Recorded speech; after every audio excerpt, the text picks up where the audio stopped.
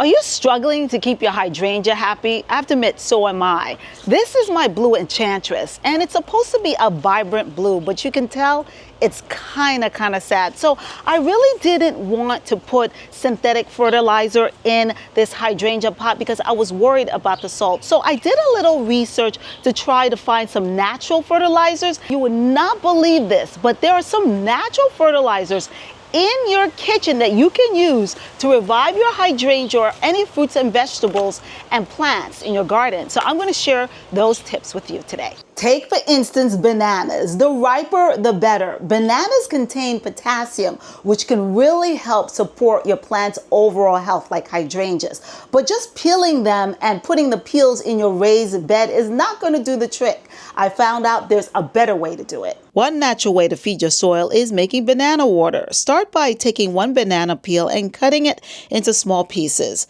Place the pieces in a clean jar and add about 4 cups of water.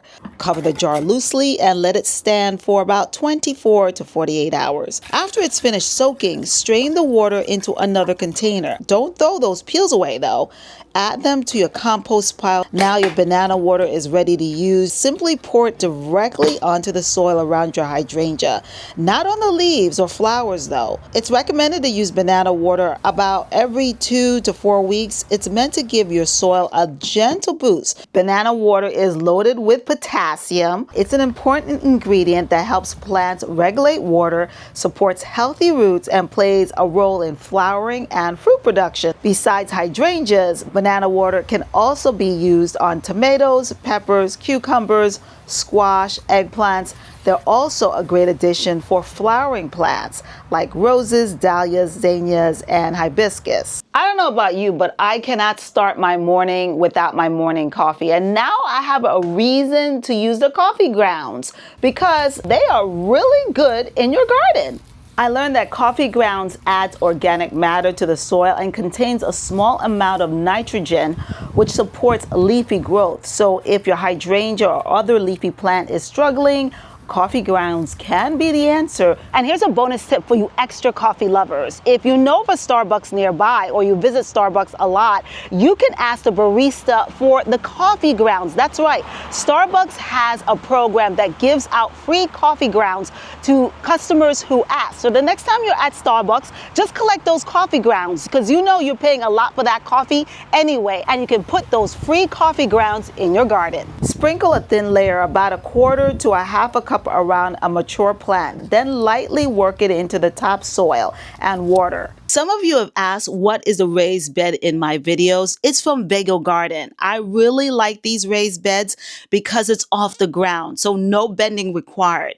It's a game changer, honestly, when you don't have to get on your knees to plant, because that really gets tiring, because especially when it's 100 degrees outside. If you want to know more about Vego Garden's raised bed, I have a link in the description of this video. You can use my discount code to save yourself some coins. Now I have a reason to save my eggshells. Don't throw your eggshells away because from what I found, they're mostly made of calcium, an essential nutrient that helps plants build strong cell walls and supports healthy new growth. If you don't have strong cell walls, your hydrangea or anything that matter will suffer and struggle. Remember, it starts from the inside. How to make this a natural remedy is pretty simple and fun, actually. You want to make sure that gooey slime that's left behind after you crack them is not left in the eggshells. Once you finish washing them off, lay them out to dry, then grind them up into a fine powder.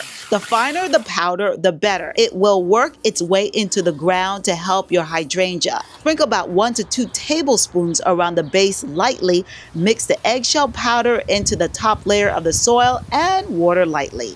Now, eggshells aren't a quick fix for a struggling hydrangea. They break down slowly, so think of them as a natural way to feed your soil over time. This works well with hydrangeas in the ground. You can also use eggshell powder on your tomatoes to prevent end rot, which is when the tomatoes blacken at the bottom. Stick around because this next natural remedy is the easiest to do.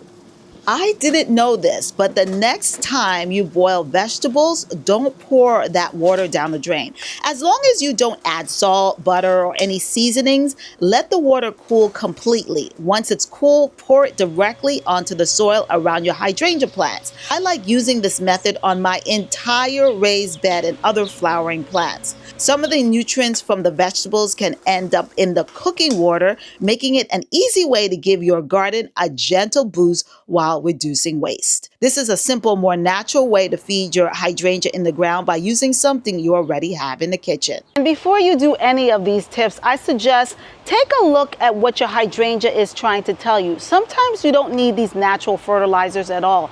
Sometimes it's about watering. If your hydrangea is not getting enough water, it will look limpy and sometimes it will look dry. Just give it more water. Just give it more water and see what it does. Maybe it will just bounce back with more watering. If you live in a very hot zone, I would recommend watering your hydrangea more than you think you need to water it. That simple step may get your hydrangea to bounce back. And I really would not worry about the whole situation because hydrangeas are really resilient.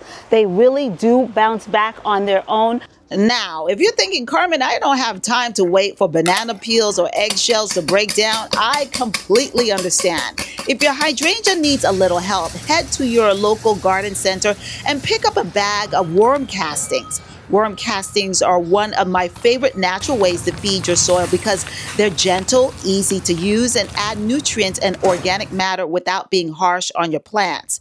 You can also look for a balanced organic fertilizer that's labeled for flowering shrubs or hydrangeas. Products made from ingredients like feather meal, bone meal, hemp, or fish meal provide a broader range of nutrients than most kitchen scraps and are ready to use out of the bag. Now, one last note here. More fertilizer doesn't mean a healthier hydrangea. In fact, overfeeding can do more harm than good.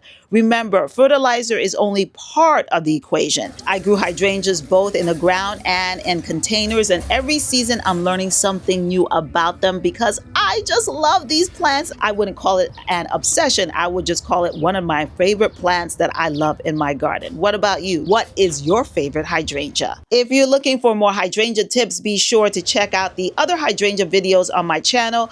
I share practical advice on watering, keeping your blooms looking their best, and caring for your hydrangea through the summer so they can thrive and be healthy and, of course, be beautiful. I would love to hear from you. If I missed any of the natural fertilizers that you use, please share it in the comment section because I would love to hear what you're doing to bring your hydrangeas back to life and your other fruits and vegetables in your garden. Guys, thank you so much for joining me here on my channel, The Determined Gardener. Don't forget to hit that sub button, that like button, and share this video with your family and friends. And if you can, please hype it if you got any good, useful information in this video that I shared with you. Thanks so much, and I'll see you in the next video.